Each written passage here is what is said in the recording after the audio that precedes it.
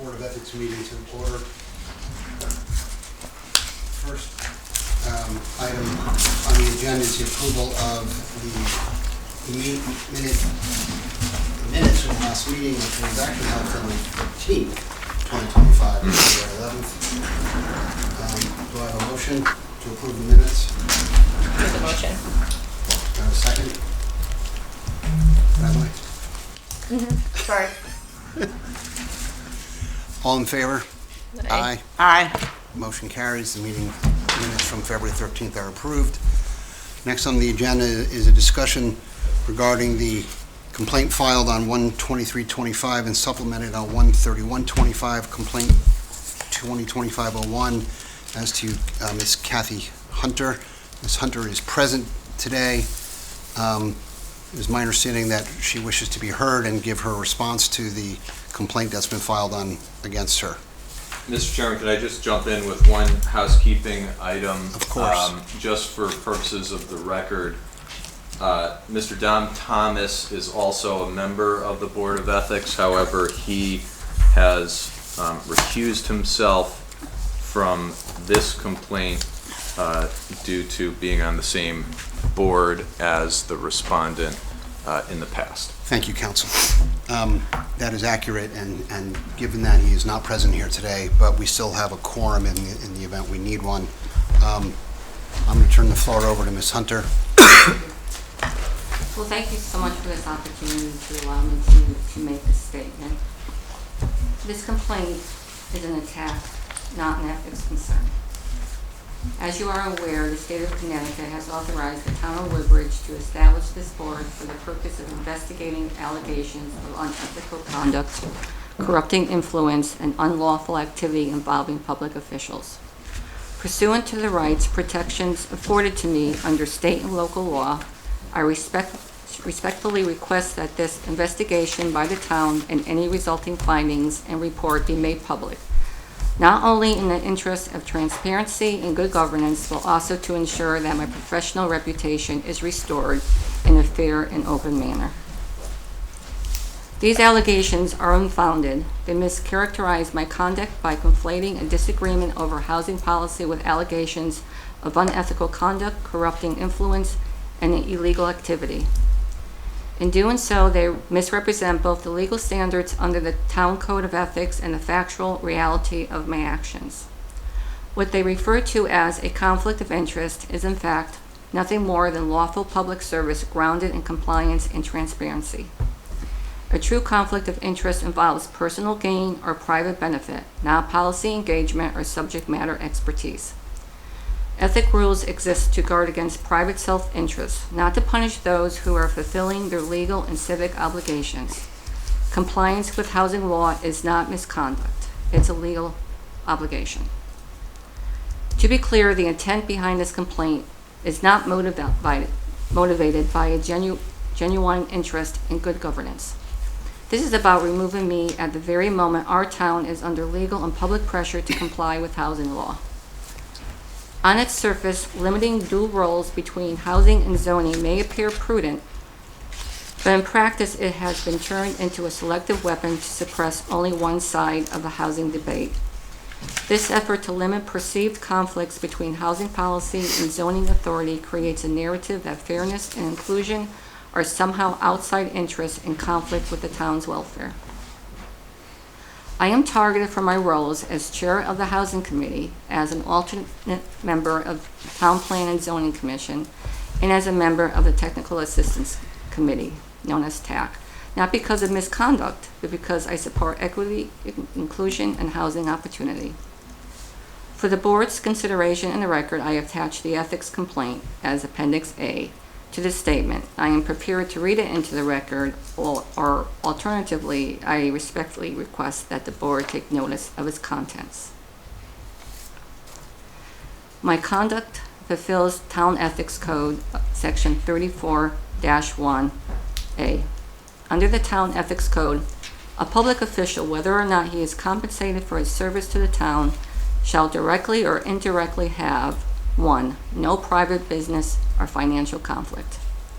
I do not engage in any private business, transaction, or employment that conflicts with my duties as a public official. I have no financial interest, direct or indirect, in any matter pending before the town, nor do I stand to gain personally from any zoning or housing decision. 2, no improper representation of private interests. I have never appeared before any town body as an agent or representative of a private person, group, firm, or corporation. My participation in town governance is solely in my official capacity as a public servant. 3, no disclosure of confidential information. I have never disclosed confidential information obtained through my official duties. 4, no special favor or advantage granted. I have not granted nor attempted to influence the granting of any special consideration, advantage, or favor to any person, group, or organization. All decisions I have participated in have been grounded in fairness, process, and law. 5, no improper gifts or promises accepted. I have not accepted any gratuity, gift, favor, or promise intended to influence my judgment or actions as a public official. My decisions are my own, guided by the law, not by pressure or inducement. 6, no personal use of town property.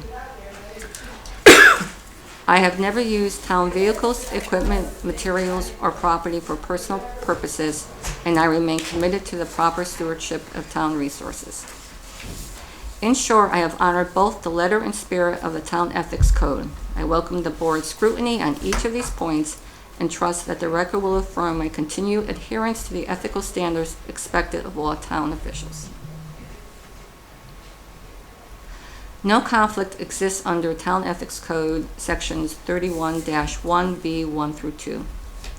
Under the Town Ethics Code, a conflict of interest arises when a public official has a purely private, personal, or financial interest, direct or indirect, in any matter or transaction to which the town is a party, other than such interest as is invested in and shared by members of the general public.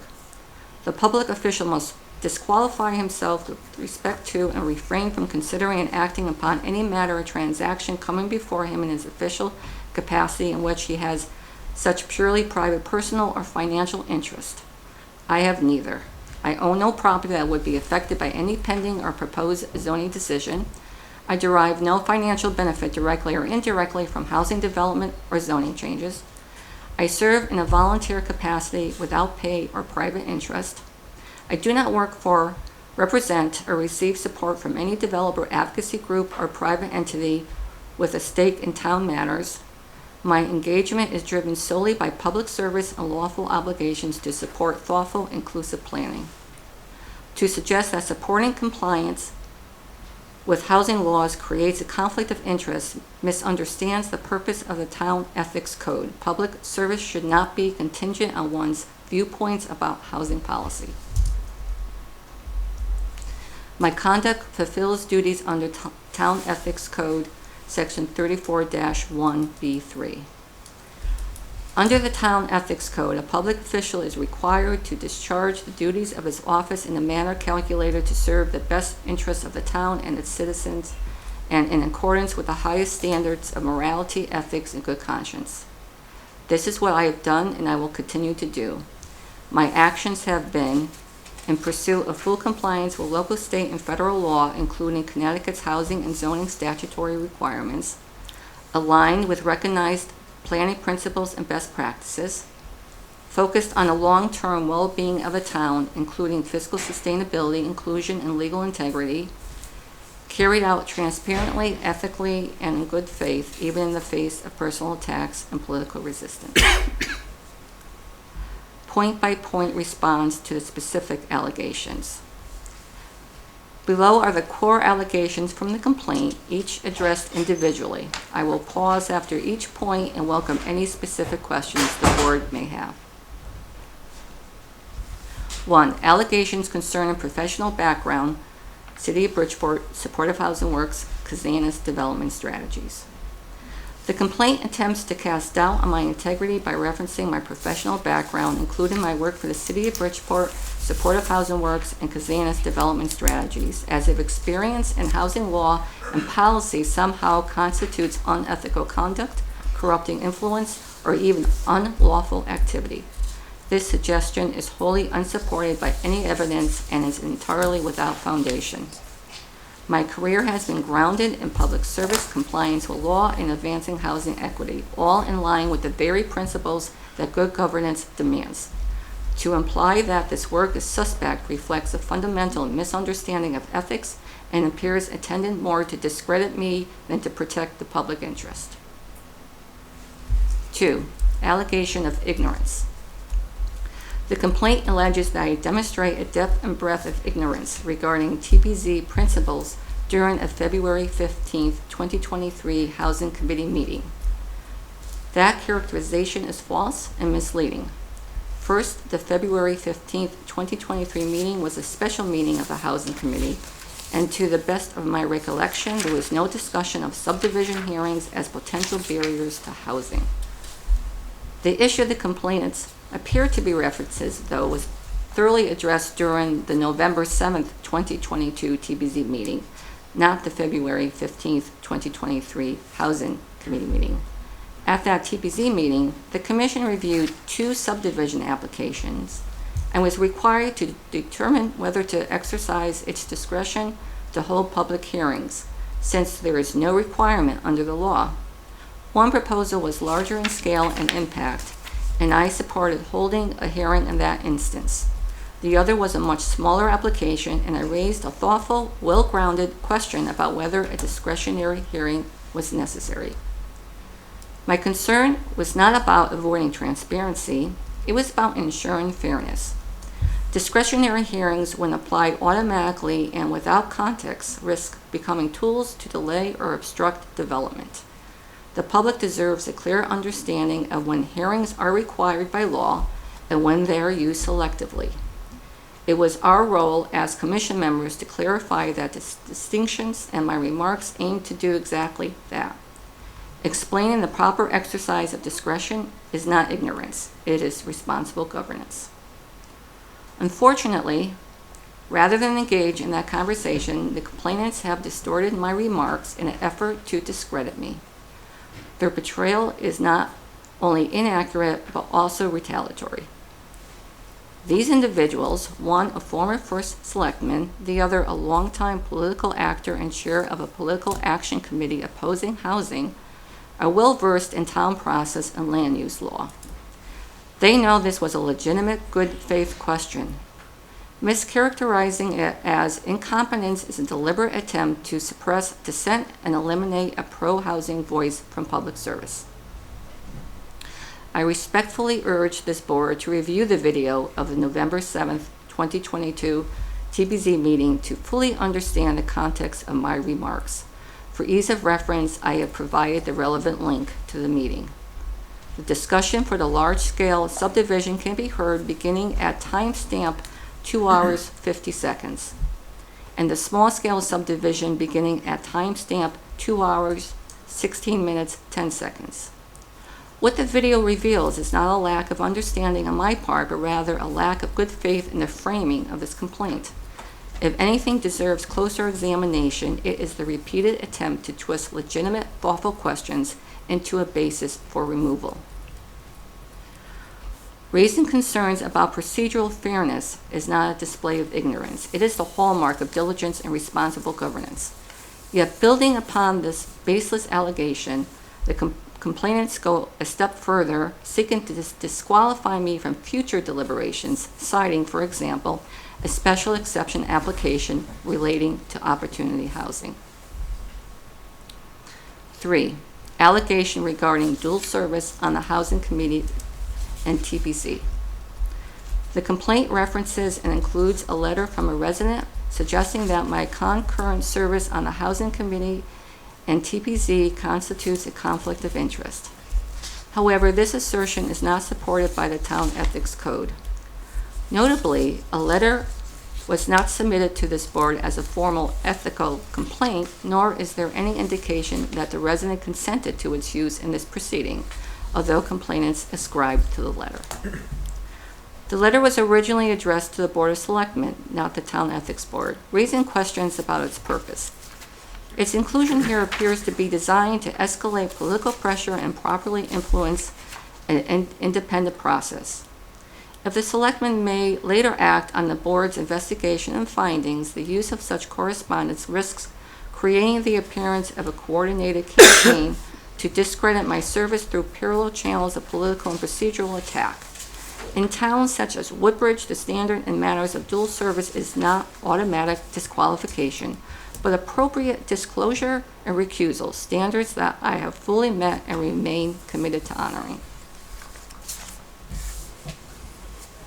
4, allegation of bias in opportunity housing bulk requirements.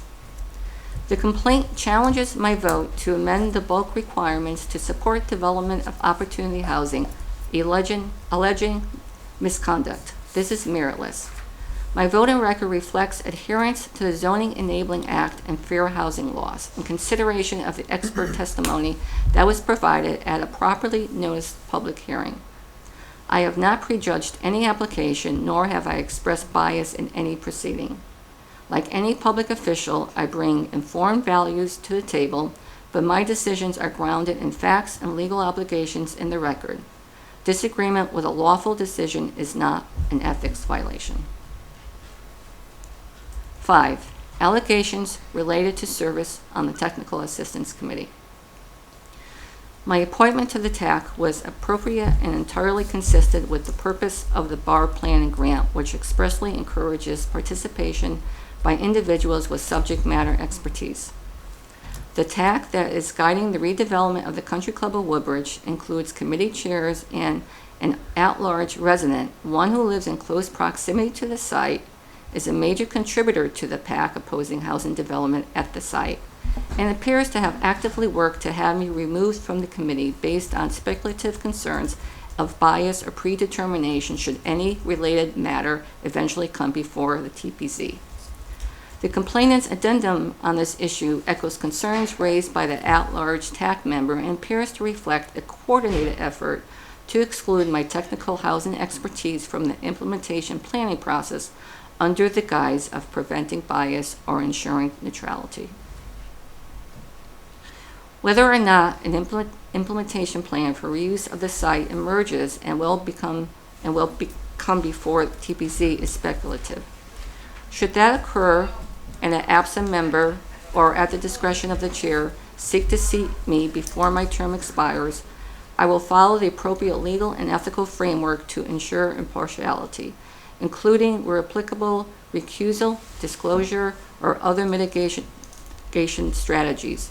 I would exercise the same ethical responsibility I have always shown. 6, allegation of misstating law, facts, or data. The complaint makes broad and vague claims that I have misstated the law, distorted facts, or misused data. These claims are entirely unfounded. Whenever I refer to Connecticut General Statutes, Section 8-30G, or Public Act 21-29, my references are entirely accurate and well supported. For instance, I have explained on several occasions to the Board of Selectmen and the complainants that Public Act 21-29 requires zoning regulations to provide for the development of housing opportunities, which include multifamily housing for low and moderate income families for residents of our town and residents of the region to which our town is part. No formal legal opinion from town council has ever contradicted this interpretation, because none could. My statements are grounded in established statutory language and informed by over 30 years of experience in housing law and policy. As for demographic background data, including enrollment projections and population estimates, it appears the complainants are attempting to discredit well-reasoned affordable housing plan prepared by RKG by misrepresenting these figures. I was asked to address this data publicly at Board of Selectmen meetings on 3 separate occasions. My comments have always been consistent. I did not reject the value of data. Rather, I emphasized the importance of not allowing narrow or hard-to-verify consultant projections to distract from a more urgent and fundamental reality. Woodbridge has just 1.24% affordable housing, and generally since 1990, that figure has not changed. I have responded multiple times to the complainant's assertions regarding the language in the town affordable housing plan, yet they have willfully ignored those responses, preferring instead to mislead others about what the plan actually says. Specifically, the plan prepared by RKG Associates references the 10% affordable housing threshold under Connecticut General Statute, Section 8-30G. I have repeatedly explained, including at Board of Selectmen meetings, that this figure is not a general mandate. It applies solely to whether the builder's remedy is available in municipalities that fall below the 10% threshold. When this reference is removed from its legal context and conveniently misrepresented as a blanket mandate by the complainants, it invites misleading and inaccurate critiques of the town affordable housing plan. To address this, I recommended that the Board of Selectmen revise the plan to clarify the context each time the 10% threshold is mentioned. This misrepresentation has now surfaced in the form of a knowingly false ethical complaint filed with full awareness that it lacks any foundation in fact. 7. Allegations of disregarding public survey responses. The complaint alleges I have blatantly disregarded the results of public surveys, an accusation that represents both my conduct and intent. An accusation that misrepresents both my conduct and intent. I have given survey responses the thoughtful and appropriate consideration they deserve as part of a broader policy discussion. What I have challenged and what I continue to raise as a valid concern is the idea that selectively mobilized survey participation, particularly when driven by PACs or individuals with a vested interest in blocking housing, should be elevated above statutory obligations and sound planning principles. This is not a dismissal of public input. It is a recognition echoed by statewide experts and fair housing defenders that planning decisions must be grounded in law, data, and equity, not shaped solely by orchestrated campaigns or reactive opposition. To suggest that raising this well-supported concern renders me unfit for service is not an ethics issue. 8. Allegation of improper conduct in the POCD process. The complaint suggests that my participation in recommendations from the Housing Committee concerning the development of the Town Plan of Conservation and Development involved procedural misconduct or was otherwise improper. That claim is entirely without merit. The recommendation at issue was fully vetted by all members of the Housing Committee, consistent with established procedures and practices. My involvement in the process was transparent, appropriate, and in furtherance of the town planning goals. The complaint is frivolous and retaliatory. Local ethics complaints are rare and sporadic. To my understanding, the last ethics case in Woodbridge dates to 2014. That makes the current complaint more troubling, not because it reflects a genuine effort to uphold integrity, but because it appears to use the ethics process to retaliate against a volunteer who supports lawful housing reform. The complaint is frivolous, entirely lacking in merit, and appears to have been filed for the sole purpose of harassment and political retaliation. It has been brought with full knowledge that its allegations are without factual foundation. The claims are not only baseless, they are part of a broader smear campaign coordinated with a PAC intent on silencing pro-housing perspective. Many of the allegations raised in this complaint have already been publicly addressed, corrected, or refuted through prior meetings, board hearings, and official records, including my own repeated explanations. Yet they are repeated here without regard for the truth, recycled like a political mantra, not because they have substance, but because they serve a narrative. The continued assertion of claims that have already been disproven reflects not error, but intent. This is not a good faith ethics concern. It is knowing and malicious abuses of process made with knowledge of its falsity. Public intimidation and retaliatory campaign. This complaint cannot be viewed in isolation from the broader political context in which it was filed. One of the complainants serves as the chair of the Political Action Committee that has consistently opposed housing reform and actively works to discredit me. In addition to the making of this baseless complaint, the smear campaign includes defamation via public mailings. Right after this filing, this complaint on January 29th, 2025, on or about January 31st, 2025, the PAC mailed inflammatory flyers to residents using USPS bulk mail. These flyers contain misleading and false claims targeting me personally and closely resembling the themes in this ethics complaint. I have retained and attached one of these flyers as Appendix B to this statement.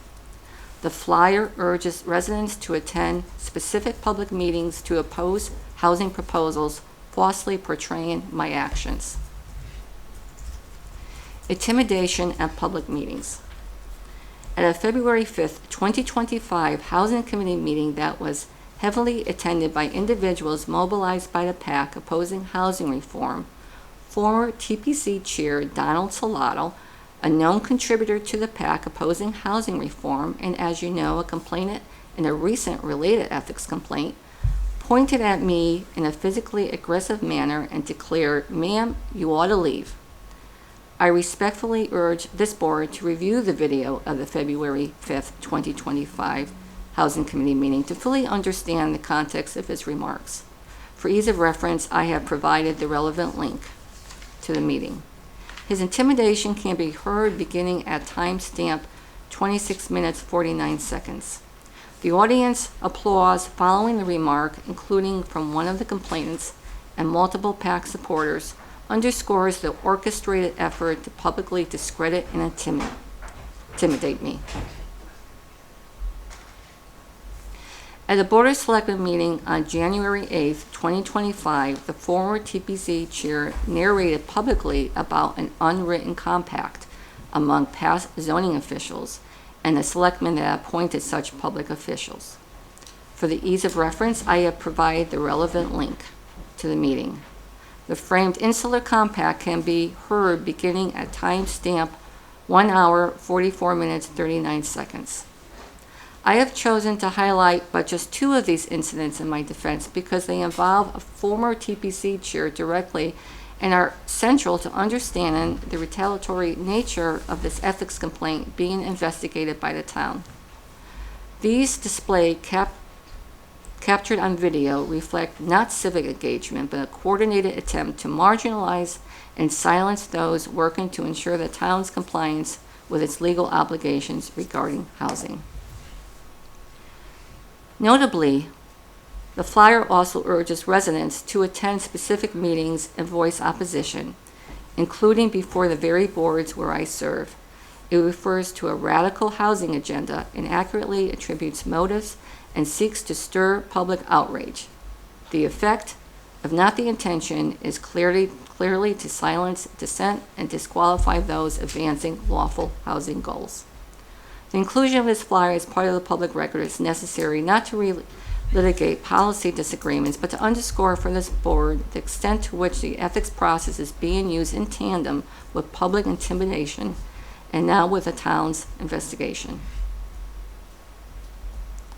Coordinated campaigns by insiders. The complaint appears to be part of a coordinated effort involving contributors to a PAC appointed town officials and residents who have consistently opposed housing reform. Several of these individuals hold positions on boards and commissions with direct influence over housing-related matters. The pattern that emerges is one of viewpoint discrimination, where only certain perspectives are treated as acceptable for public service, and those who support compliance with housing law are singled out for exclusion. Overall context. These actions, from PAC mailings to behind-the-scene pressure, makes clear that this complaint is not rooted in genuine ethical concern. It is part of a coordinated campaign to remove a public official for fulfilling her duties in accordance with state laws and sound planning principles. Using the ethics process in this way undermines its credibility and erodes the foundation of open, fair, and inclusive governance. It is essential for officials and residents alike to understand that supporting fair and inclusive housing, Excuse me. I'm sorry. including lawful efforts to ensure compliance with Public Act 21-29 and the Fair Housing Act, is not misconduct. It is a legal obligation and, in many cases, a form of protected activity under both state and federal civil right laws. Ethics process abuse coordinated and improper. The complaint was directed to and shared with members of the Board of Selectmen by the complainants before any probable cause investigation and without my knowledge or consent. That premature disclosure caused reputational harm before I was even afforded an opportunity to respond. The confidentiality intended to protect the integrity of this process was breached long before I had the opportunity to assert it. At a Board of Selectmen meeting on February 26, 2025, during the Town Council update, Selectmen publicly acknowledged both the existence and substance of this complaint, a fact clearly captured on video, and for ease of reference, I've provided the relevant link to the meeting. The Town Council report can be heard beginning at timestamp 4 hours, 25 minutes, 45 seconds. The procedural irregularity reinforces what is now plain, that this complaint is not about ethical governance. It is part of a coordinated effort to discredit, marginalize, and ultimately silence a public official whose views do not align with those of the complainants. I respectfully submit that the Ethics Board should not only evaluate the merits of this complaint, but also reckon with the misuse of the process itself. This is not simply about one complaint or even another that was dismissed in executive session.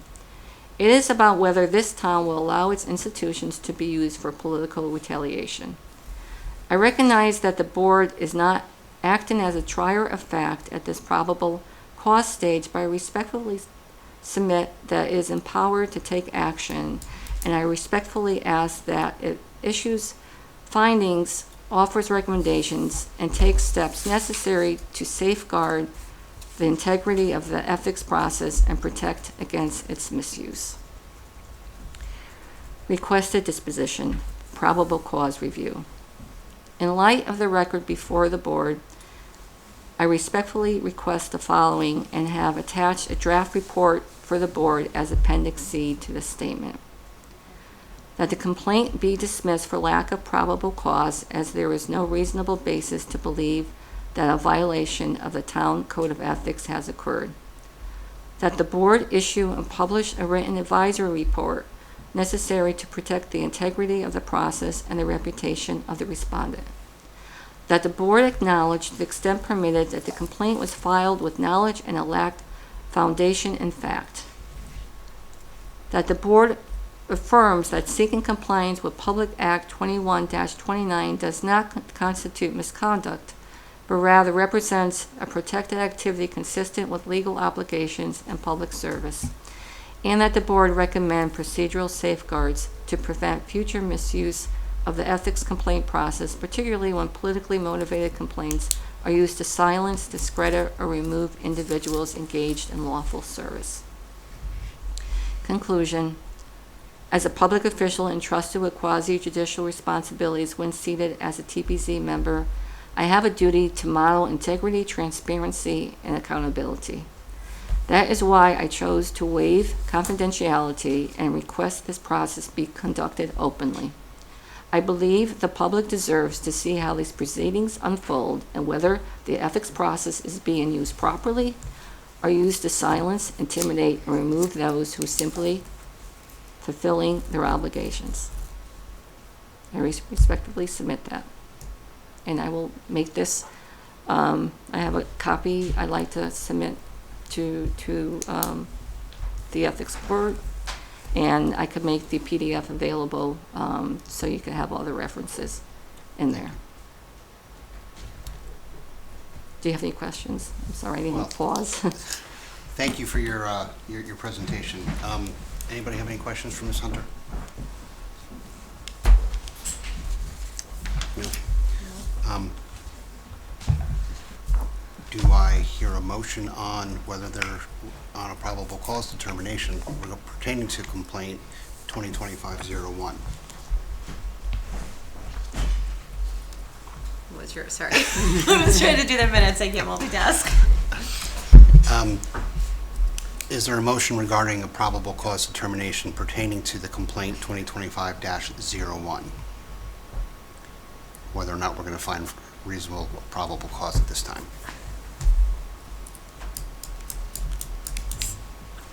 I'm not sure I understand. So we make a motion just. Does someone want to make a motion whether or not there is reasonable cause or to dismiss the complaint at this time for lack of reasonable cause?